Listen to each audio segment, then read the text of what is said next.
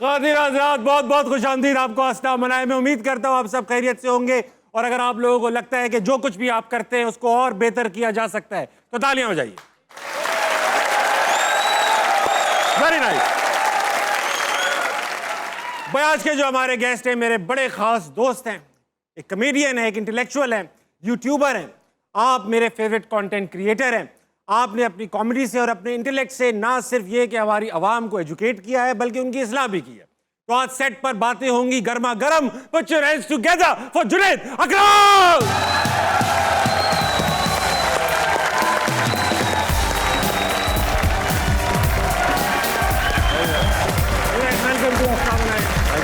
भाई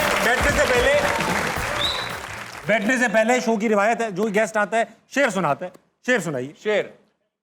अजब इत्तेफाक है कि ताबिश हाशमी की गली में हम वाह एक काम से गए थे। अजब इत्तेफाक है कि ताबिश हाशमी की गली में हम एक काम से गए थे, हर काम से गए। वाह, एक काम से गए, हर काम से गए। तशरीफ रखिए। तो वेलकम टू हंसना मनाए। माशाल्लाह बसें भर भर के लोग आए हैं क्योंकि इनको पता था कि शायद डकी भाई आ रहे हैं। नहीं, ऑनेस्टली स्पीकिंग वेलकम जुनैद। बहुत अरसे से कोशिश थी आपको घेरने की, फाइनली आप घिर गए। बिल्कुल। जुनैद, शुरू से शुरू करेंगे। पैदा हुए पड़े हैं आप, छोटे हैं, किस किस्म के बच्चे थे? शरारती, शाय, खुर्राट, बच्चों की टाइप्स होती हैं। आप किस किस्म के बच्चे थे? अव्वल तो हम लोग I come from a large family. हमारे बहन भाई आधा दर्जन थे। अच्छा, 6 माशाल्लाह, क्योंकि उस जमाने में इंटरनेट नहीं था। हाँ, ठीक। तो लोगों को कोई काम नहीं होता था। तहकीक के लिए अलग मुख्तलिफ एवेन्यूज थे। बिल्कुल। तो फिर उसमें ये कि हम लोग, ज़ाहिर है घर छोटा था, बहुत सारे बहन भाई थे, शरारतें करते थे, लड़ते झगड़ते थे। आउटडोर्स थोड़ा सा शाय था, क्लास में भी मैं करता, हरकतें पूरी था लेकिन खामोश, मगर खामोश हरकतें करता। एक बार ऐसा हुआ कि स्कूल वालदा पहुंच गई। हाँ। आप काफी ऑकवर्ड हो गए, क्या किस्सा था ये? तो हुआ ये कि हमारे स्कूल की 50वीं सालगिरह थी। स्कूल की सालगिरह थी। तो उन्होंने कहा कि जी एक बहुत बड़ा हम इवेंट करेंगे और उसमें हम चाहेंगे कि कंप्यूटर सेक्शन के बच्चे भी हैं, वो अपना कोई एग्जीबिशन करे, कोई मॉडल बनाए। तो हमने फिर एक ग्रुप बनाया 4 दोस्तों ने मिलके। तो हुआ ये कि एक दिन मैं वो प्रोजेक्ट कर रहा था स्कूल की छुट्टी के टाइम के बाद, तो अचानक से जी पता चला जी मेरी वालदा ने छापा मार दिया स्कूल में। चेक करने के मैं वहाँ बैठा हूँ कि नहीं। तो टीचर ने बोला हाँ ये तो प्रोजेक्ट पे काम कर रहे हैं। तो उनको फिर यकीन हो गया। मेरे दोस्तों ने मेरा मजाक उड़ाने लगे, मम्मी डैडी ये पीछे आ गई है वो। तो फिर वो ज़ाहिर गुस्सा भी आया। फिर घर जाके मैंने बड़ा रोला मचाया और शोर किया कि आप क्यों आई और आपको यकीन नहीं है कि जब मैंने आपको कहा है कि मैं पढ़ रहा हूँ और ये एग्जीबिशन में काम हो रहा है। तो वो ना अचानक रोने लग गई। तो वो रोने लग गई। Formula number 101 America. हाँ, जब ये नहीं चला छापा तो रोने लग गई। हाँ। तो फिर उन्होंने कहा कि ना मुझे तुमसे ना बहुत उम्मीदें हैं। मैं बोला यार हम लोग 6 बहन भाई हैं, तो मेरे पे क्यों प्रेशर डाल रही है? मैं था भी नंबर 4, तो सबको छोड़ के मुझ पे क्यों? लेकिन उन्होंने कहा नहीं मुझे बड़ी उम्मीदें हैं, तो मैं नहीं चाहती कि ये एज बड़ी टेंडर होती है और नौजवान इधर उधर गलत राह पे ना निकल जाए। तो बस मैं वो इंश्योर करने आई थी। तो हाँ, अच्छी बात। अरे जुनैद भाई, हमारे जमाने में इधर उधर निकलने के मौके भी कहाँ थे? हम कहाँ निकलते? मैक्सिमम कहाँ ही जा सकते थे, कहाँ निकलते? अगर खैर इसमें गहराई में बाद में जाएंगे कभी।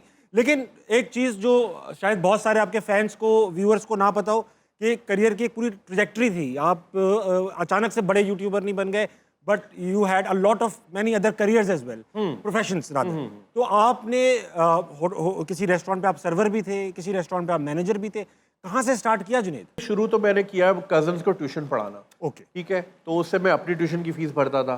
फिर जब इंटर की छुट्टियां होती हैं, आपको पता है 6-8 महीने रिजल्ट ही नहीं आता। हाँ। तो मैं यार वेला बैठने से बेहतर है, मेरे अंकल ने एक रेस्टोरेंट में जनरल मैनेजर थे, तो मैंने बोला मैं उनसे ज़रा बोलता हूँ और शायद मैं असिस्टेंट मैनेजर लग जाऊँगा। ठीक है। तो मैं उनके पास गया, उन्होंने बोला हाँ कल से आ जाओ काम पे। तो मैं गया तो उन्होंने बोला ये रिसेप्शन है और बुकिंग करो बैठ के। मैंने है मैं तो मैनेजर बनना था। तो वो मेरी ट्रेनिंग वहीं से स्टार्ट हुई। फिर उन्होंने मुझसे हर किस्म का काम करवाया, चाहे वो कभी वेटर भी बनाऊँ मैं। एक बार तो ऐसा हुआ मेरे ही अपने ही कॉलेज का दोस्त अपनी फैमिली के साथ है और मैं उनका ऑर्डर ले रहा था। तो दोस्त की क्लास हो गई कि देखो तुम्हारे साथ ही पढ़ता है और देखो मेहनत कर रहा है और तुम यहाँ बैठ के दिवाले। वो कह रहा है मैंने आना ही नहीं तुम्हारे रेस्टोरेंट कभी, कस्टमर आया हो रहे हैं। आप खुद भी स्टैंड अप कॉमेडी करते हैं, दुनिया भर में परफॉर्म कर चुके हैं as a stand up comedian.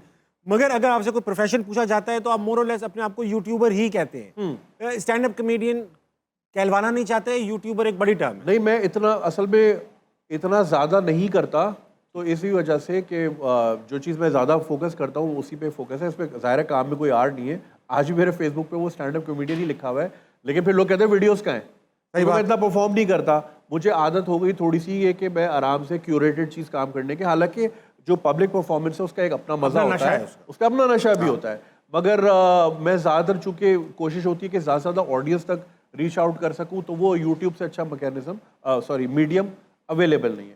तो चूँकि मैं 99% यूट्यूब पे ही काम करता हूँ, तो वो यूट्यूबर ही कहलाया जाता है। अच्छा जुनैद, सब जैसे मैंने स्टैंड अप कॉमेडी मेरा तो मेन पेशा है, उसी की वजह से ये सब है, तो कम से कम ऑडियंस 4 लोगों के सामने परफॉर्म किया है मैंने। हाँ। और ज्यादा में ज्यादा 4000 के सामने किया। आपने सबसे कम कितने लोगों के सामने परफॉर्म किया? 0 लोग ही नहीं आए। हाँ, ये है वो जगह। ये एक तस्वीर है। ये अच्छा, ये अक्सर मैं शेयर भी करता हूँ अपनी ऑडियंस के साथ। ऑडियंस जो है ना, वो हमारा आज का फिनिश प्रोडक्ट देखती है, आज का ताबिश हाशमी, आज का जुनैद अकरम या आज का डकी भाई, ये जो भी। सही बात। ठीक है ना। और वो कहते हैं यार आप लोगों के तो मतलब मज़े हैं और इतने लाख फॉलोअर हैं। तो मैं हर कुछ अरसे में ना ये तस्वीर उनको ज़रूर दिखाता हूँ। ये गालिबन 2013 की तस्वीर और ये आज भी मेरे इंस्टाग्राम पे मौजूद है। मैंने एक शो ऑर्गेनाइज किया था कराची में ही, और बस वो 2 साउंड वाले आए थे और एक आप, एक वह था, 1-2 और दोस्त थे, ऑडियंस कोई नहीं आई थी। तो आपने, आपका रिएक्शन क्या था? अंदर से खत्म, दिल टूट गया था। लेकिन उसमें जाहिर है वो हमारी प्लानिंग में भी फुकदान था। हमने बहुत ईद के करीब रखा था, बकरा ईद के करीब में, तो उसमें तो बारबेक्यू चल रहे होते हैं, हमने शो रख दिया कॉमेडी का, तो वो टाइमिंग भी जरा आउट थी। अगेन हम लोग यंग थे, हमें इतना अंदाजा नहीं था तो कि क्या क्या चीज़ों का ख्याल रखना चाहिए। बट ये एक्सपीरियंस में यहाँ से सफर मैक्सिमम कितनी ऑडियंस की तक गया? मैक्सिमम मैंने 2500 तक का तो किया। Very nice. आज 200-250 का क्राउड यहाँ पे भी मौजूद है, अल्हम्दुलिल्लाह। इनके पास सवालात हैं, जितने मुंह उतनी बातें हैं। इनके पास चलते हैं, इनसे सवालात लेते हैं और फिर वापस इंटरव्यू पे आते हैं। अस्सलाम वालेकुम। जी वालेकुम अस्सलाम। क्या नाम है जनाब? सैयद वसीम गिलानी। कहाँ से आवाज़ आ रही है? यार ये बैठे पीला माइक। ओह अच्छा। ये वसीम साहब क्या करते हैं आप? बिजनेस है जी कस्टम्स क्लियरिंग का। अरे वाह, कस्टम्स से क्लियरिंग कराते हैं चीज़ों की आप। जी, वेरी जी। नाइस। कोई सवाल लाए हैं हमारे लिए? जी जुनैद भाई से मेरा सवाल है कि कुछ अर्सा पहले इन्होंने पंजाब गवर्नमेंट के हवाले से एक प्रोग्राम रिकॉर्ड करवाया था और उस पर काफ़ी तनकीद का इन्हें सामना करना पड़ा। तो सवाल मेरा ये है कि दोबारा इस तरह का प्रोग्राम रिकॉर्ड करवाने की कोई नेक तमन्ना परवीन या नसरीन रखते हैं आप? भाई आप